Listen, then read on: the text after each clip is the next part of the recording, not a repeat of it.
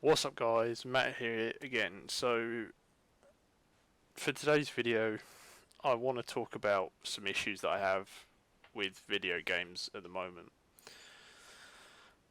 So these problems are nothing new, okay? But I don't think I've necessarily talked about all of them in the past, and even if I have, there's this sort of an update on them. Um, so we're going to be talking about stuff like pre-orders, the price of stuff rising, all that sort of thing.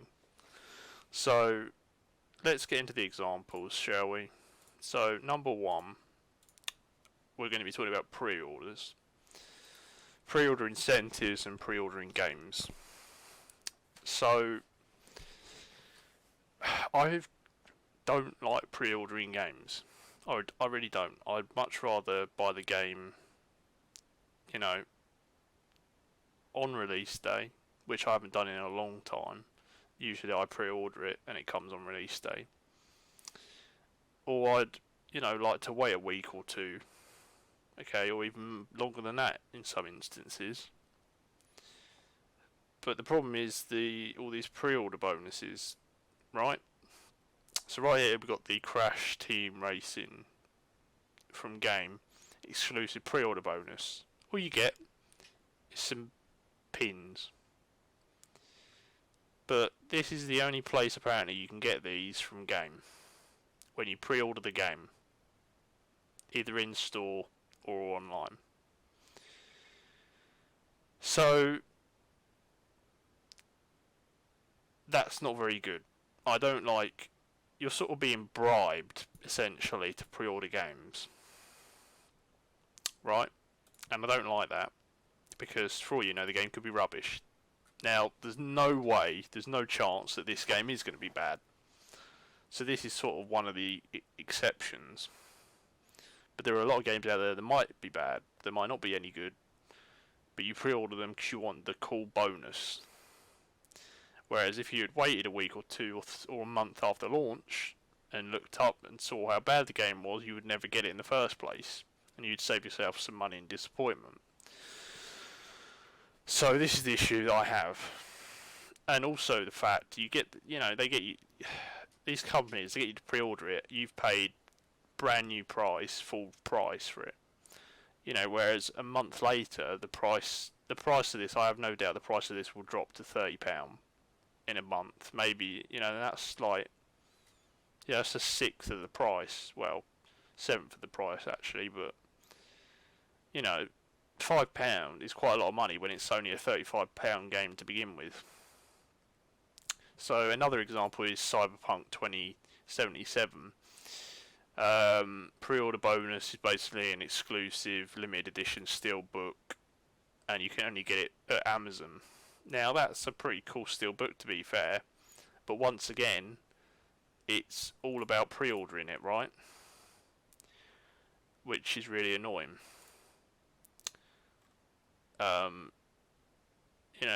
It just annoys me because I'd much rather wait and get the game, either later down the road or once I know it's actually a decent game. So this is and here again we've got this Borderlands thing, right? That's another one.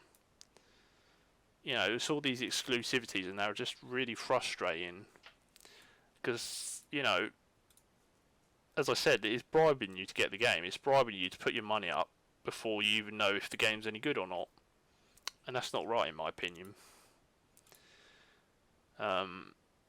If the way I see it, the way they should handle stuff like this is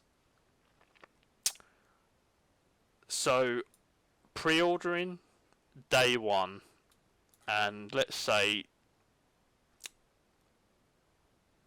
2 weeks after launch, you can still get all these pre-order stuff and exclusive stuff. I think that's fair. 2 weeks cut-off point, right? That's fair enough. 2 weeks is plenty enough time for you to watch all the reviews, get opinions from other people, and see if the game's actually worthwhile. Stop all this pre-order stuff, stop all this day one stuff, and just have it so it's 2 weeks from the release day. That would be the ideal way to do it, I think, and that would be the fair way to do it. Because that way you can actually educate yourself on if the game's any good and if it is worth the money. So, on to the pricing of video games. So, the most expensive collector's edition of a game that I've bought so far is the Kingdom Hearts 3 collector's edition, which was £200, which is a lot of money. That is the most I've ever spent on a collector's edition. I think it might be the same cost as the Final Fantasy 15 collector's edition was. And then obviously it goes down from there. But it's starting to get out of hand, okay? The Final Fantasy 7 Remake collector's edition, or the first class edition, is £260. And that's not even including the shipping, which is about another £5. We're getting close to console prices here. We're getting close to one collector's edition being the same price as the actual console. So what do you actually get with this? Basically, you get the deluxe edition, which is a steelbook, a hard art book, and a soundtrack. Actually, I'm not sure if you do get the art book with the deluxe edition. Let me just verify that. Where's the deluxe edition? There you go. £80. Okay, so you do get the art book with the deluxe edition as well. So what do you actually not get with the deluxe edition? So you don't get the carbuncle, or obviously the play arts. So for £260, you get the steelbook, the packaging, the play arts, the carbuncle, and the other material, some material, the hard art book, and a mini soundtrack. It's not even a full soundtrack for £260. Now, the deluxe edition is £80, which is still quite a lot of money. But the only thing you miss out on is the carbuncle and the play arts figure. So for another £180.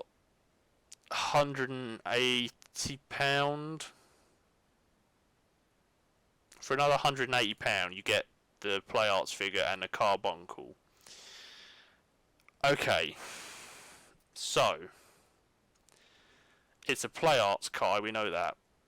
Now, if you look at the play arts Kai on the Square Enix store, you'll see there are some play arts Final Fantasy figures that are cheap, that are as cheap as £48. You know, £48, £70, £85, £92, £100, right? £105, £110, and right down the bottom we got a £300 one, right? So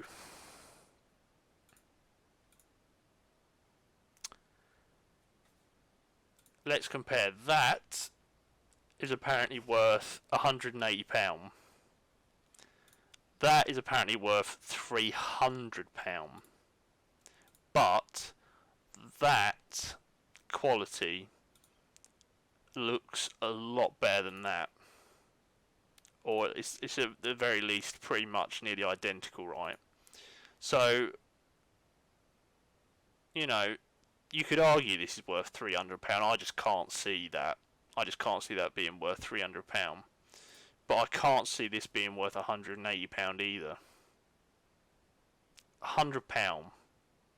Right, £100 for that, I think that is fair. So, realistically, instead of it being 260, it should be 160. That would be fair. 150, that would be a lot fairer, and that would be worthwhile. And you wouldn't feel like you're getting ripped off as much. But £260, you know, that is the price of a console pretty much. That's just bad. you know, and especially if you're not happy with everything that's happening in the game. For starters, I'm not going to get onto all the points.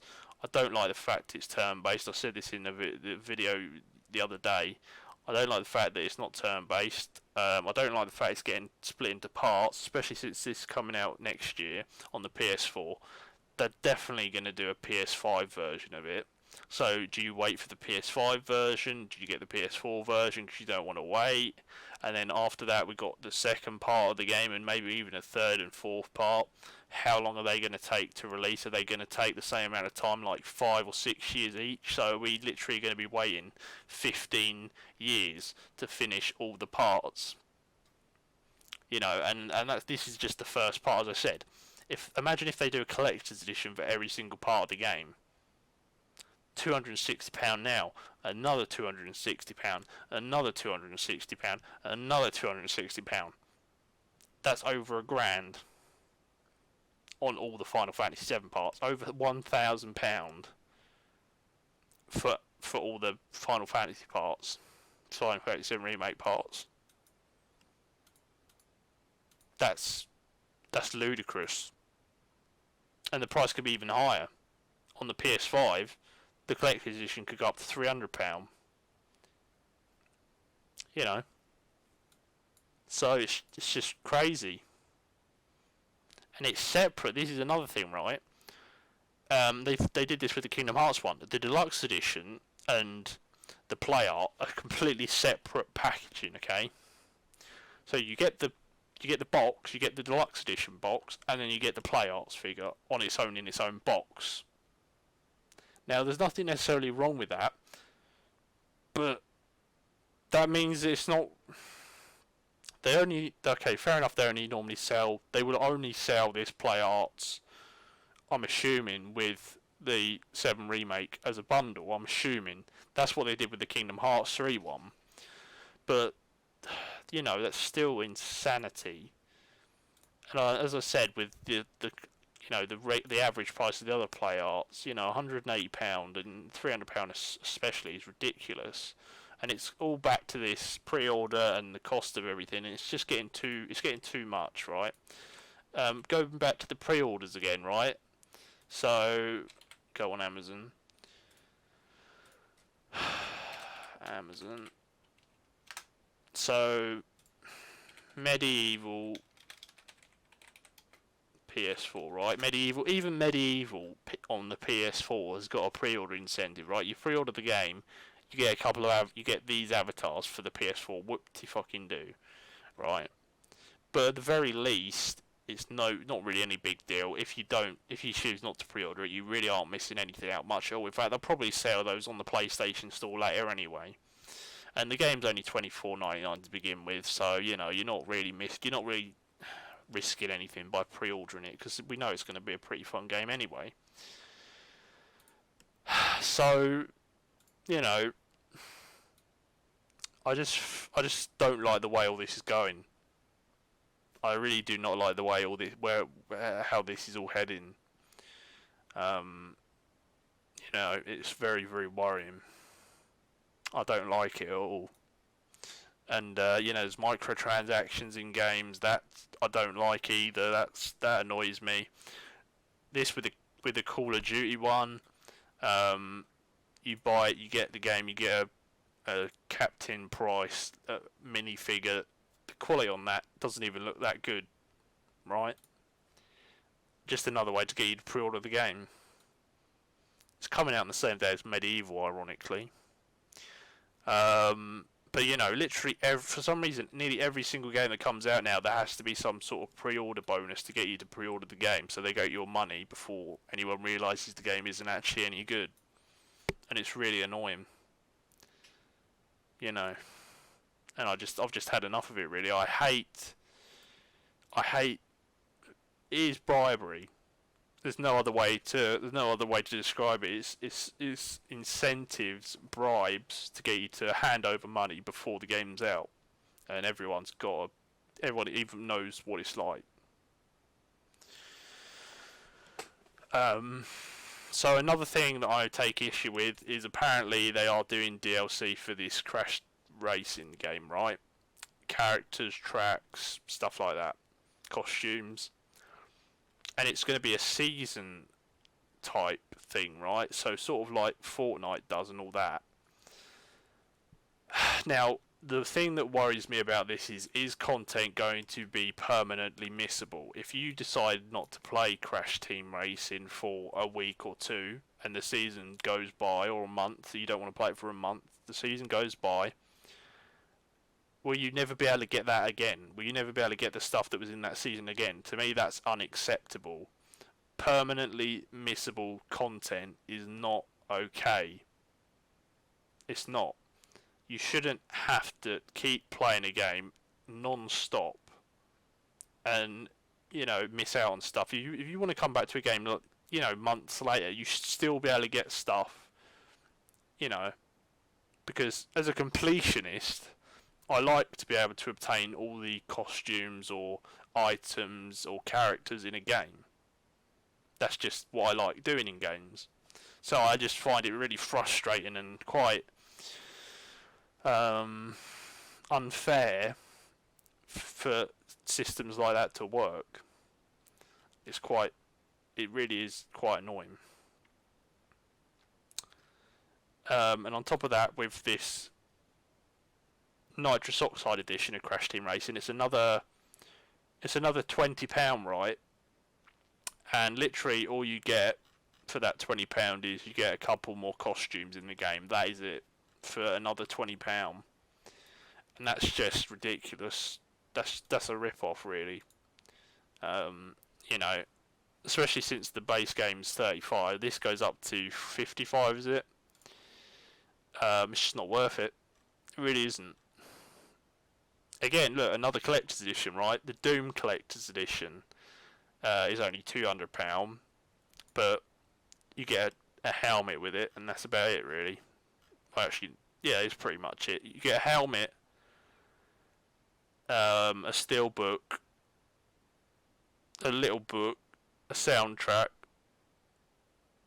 and a lithograph for £200. Cyberpunk Collector's Edition, still cheaper than the Final Fantasy Collector's Edition. What do you get with that? So you get a statue again, and not a lot else really. Some patches, a keychain. Who gives a shit about most of that? Postcards, stickers, not really anything. Okay, you get an art book and a steel book. So the art book, the steel book, and the statue are reasonable, but everything else, I don't see how that's worth £250, to be honest. So there you go. At least, okay, this game looks pretty fun, right? I don't think they're even doing a collector's edition for it. Thank you. There is finally a game that's decided that, okay, we don't have to have a collector's edition. You just base game, that's it. You pay your £50, you get the game. As far as I can tell, there's no pre-order bonus, so I can get the game a week or two after launch if I want. Thank you. Finally.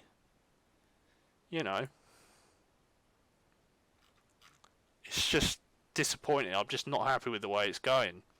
But it's never going to change because I'm just one person, right? No one else, and most other people just don't speak up about it. They just sit down and take it. They don't care.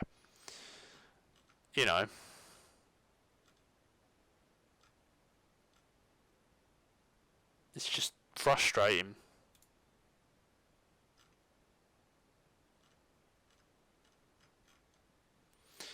Anyway, that's pretty much all I have to talk about in this video, to be honest with you. I'm sure there is other things, but I can't think of them right now. We're going to have to see how it goes. I will admit, I have pre-ordered this, but that doesn't necessarily mean I'm not going to cancel my pre-order, depending on how I feel. Because at the moment, I'm not even happy with the way the game's going at the moment. So pre-ordering it and actually ending up spending all that money on the game only for me to not necessarily like it would be absolutely ludicrous. So we will have to see how it goes. But you know, it's the thing with this is one of the issues I take with Square Enix. Right, they literally are releasing a collector's edition for every single one of their like big games now. You know, every single Final Fantasy 14 online expansion gets a collector's edition. Obviously, there's the Kingdom Hearts collector's edition, the Final Fantasy NT collector's edition, the Final Fantasy. You know, it goes on and on and on. So that's what really annoys me, to be honest with you. But anyway, as always, guys, thanks for watching. Let me know what your thoughts on all this are with the state of games at the moment. And